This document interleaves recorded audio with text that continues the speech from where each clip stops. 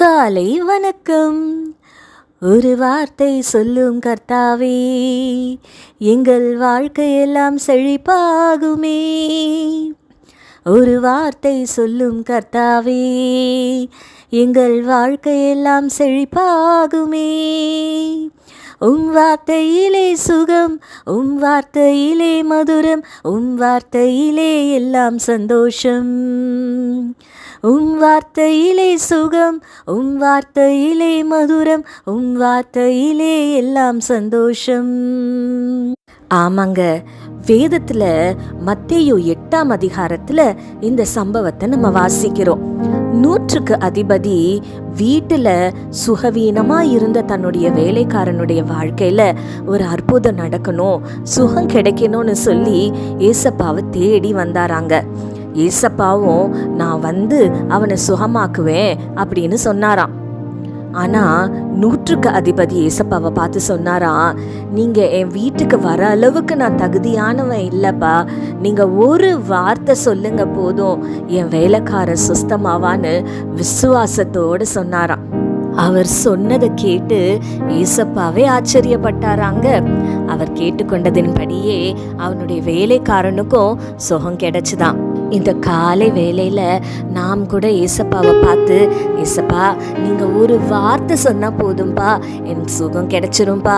ஏசப்பா நீங்கள் ஒரு வார்த்தை சொன்னால் போதும், என் பிரச்சனையிலேருந்து எனக்கு விடுதலை கிடைச்சிரும்பா. ஏசப்பா நீங்கள் ஒரு வார்த்தை சொன்னால் போதும், என் வாழ்க்கையில் ஒரு அற்புதம் நடந்துரும்பான்னு விசுவாசத்தோடு ஆண்டவரை நோக்கி கேட்கலாங்க.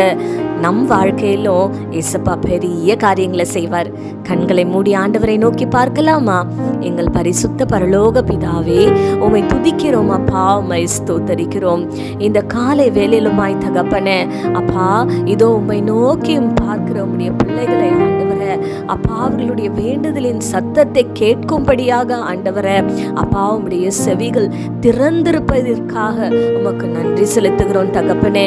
இதோ இந்த காலை வேளையில அப்பா, நீங்க ஒரு வார்த்தை சொல்லுங்க, எனக்கு சுகம் கிடைச்சிரும். நீங்க ஒரு வார்த்தை சொல்லுங்க, என் பிரச்சனையிலிருந்து எனக்கு ஒரு விடுதலை கிடைச்சிரும். நீங்க ஒரு வார்த்தை சொல்லுங்க ஆண்டவரே, என் வாழ்க்கையில ஒரு அற்புதம் நடந்துரும்னு ஆண்டவரே விசுவாசத்தோடு உம்மை நோக்கி பார்க்கிற உம்முடைய பிள்ளைகளுடைய வாழ்க்கையில கர்த்தாவே, அவர்கள் கேட்டுக்கொண்டதின் படியே தகப்பனே கர்த்தர் நீர் ஆண்டவரே ஒரு சுகத்தை கட்டளையிடுவீராக, ஒரு விடுதலையை கட்டளையிடுவீராக, ஒரு அற்புதத்தை செய்வீராக ஆண்டவரே அப்பா.